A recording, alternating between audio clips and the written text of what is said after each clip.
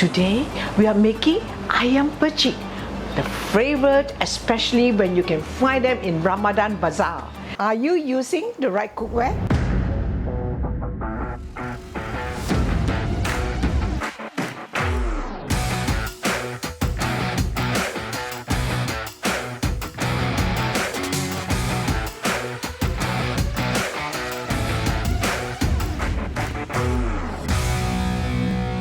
Welcome back to MD's Kitchen.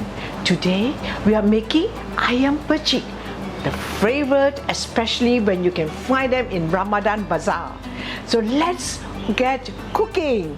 Today I'm most excited to cook in this 24 cm cast iron casserole.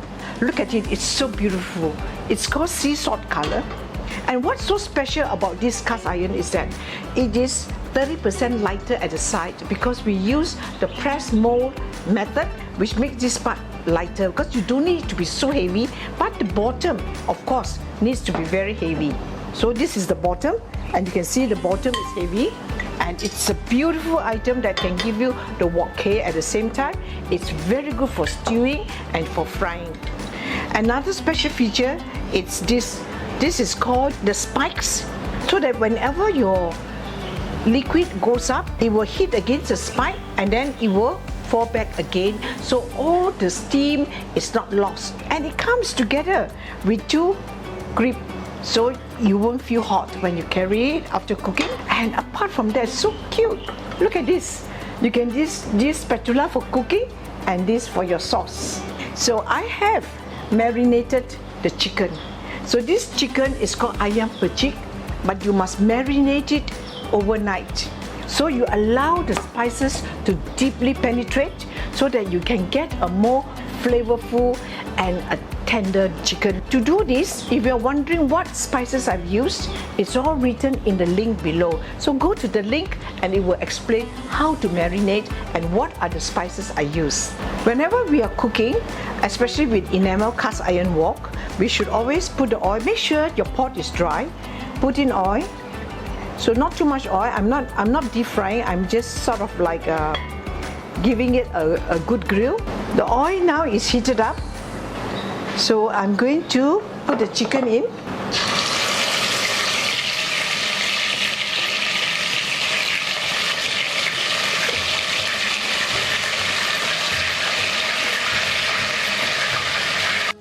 I have grilled it on one side. So now let's see. Is it time to turn it? Yeah. You can see it's kind of like grilled on one side, so we can turn it.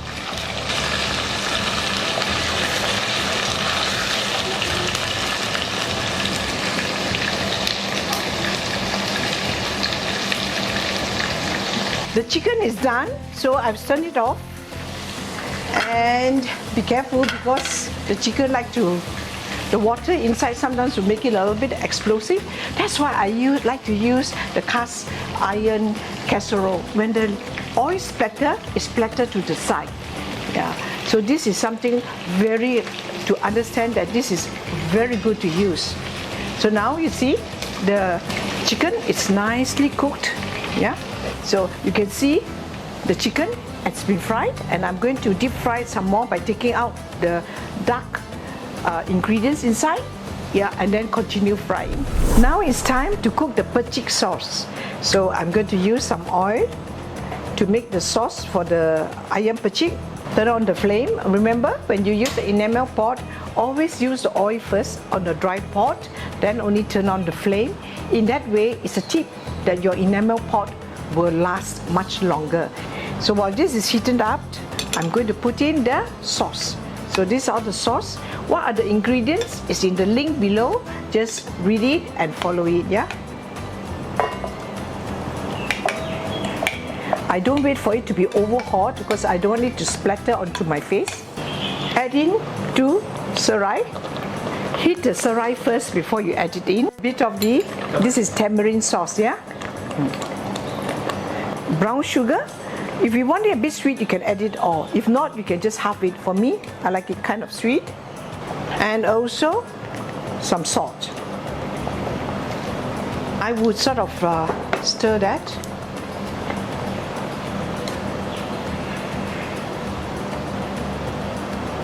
So this would sort of like make the sauce thick before I add in the chicken. So you see, what we do is we just stir it until you can see it's kind of a little bit more dry. Yeah. Right now, because of the tamarind, so it's kind of watery. I have simmered it, with low fire, low flame, for about maybe not more than 5 minutes. So I'm adding in the coconut milk. Don't worry how much coconut milk, just look at the link below and you will get the whole recipe. Yeah. So I'm just simmering it. Now the beautiful part is I'm going to put in the chicken, because I want the chicken to soak it. Some people just pour it over, but I like the chicken to simmer so that the juice really go into the chicken.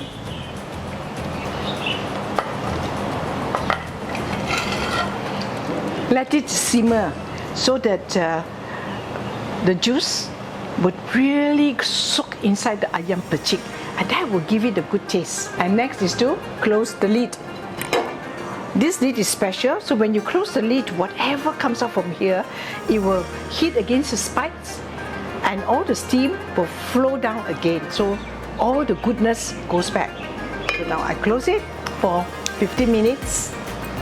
Let it soak into my Ayam Percik. It's already 15 to 20 minutes, so it's done. I'm going to turn it off and open it. Remember to always use the silicone grip, so it's not hot at all. Whether you hold this or whatever, use a silicone grip. That's why I love this cookware, because it comes with such useful accessories that I could use it. I would like now to scoop it up, so I like to always use the tongs to take out the big pieces of chicken. Easier for me. What is happening is that it's like in a way we stewed inside the gravy, or you can call it cooking in the sauce, the Ayam Percik sauce. So now I pour the sauce onto the chicken. Look at the Ayam Percik. Wow, look at it. Smells so good. So now I'm just going to garnish it to just give it some colors. Yeah, just to give it some colors. It's up to you how you want to do it. Yeah, cantik? Yes, so it looks good, right? Yeah. Now I'm going to taste it. So I'm taking out one of the chicken. And before I take the chicken, I would like to give the taste, the kuah of the Ayam Percik taste like.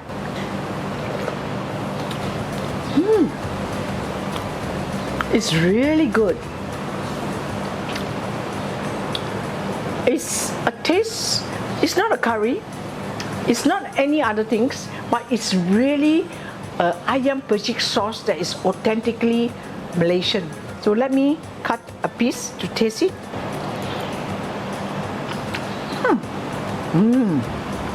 You know what? The chicken meat just melt into my mouth. And as it melts into my mouth, the Ayam Percik sauce just caresses the meat and gives it that extra tender touch, which makes my palate explode with joy. Which I'm very sure all of you would love it, because it's a good time, whether you are Malays celebrating Ramadan or non-Malays celebrating each day to cook for your family. I recommend you to try this Ayam Percik dish. Before I leave, I would like to thank all of you for joining me today. Don't forget to follow and subscribe to MT's Kitchen on YouTube, Instagram and Facebook for more tantalizing and healthy cooking recipes. And I would like to hear your comments too. Last but not least, as I end today's episode, I would like to say Selamat menyambut Ramadan. Terima kasih and happy cooking.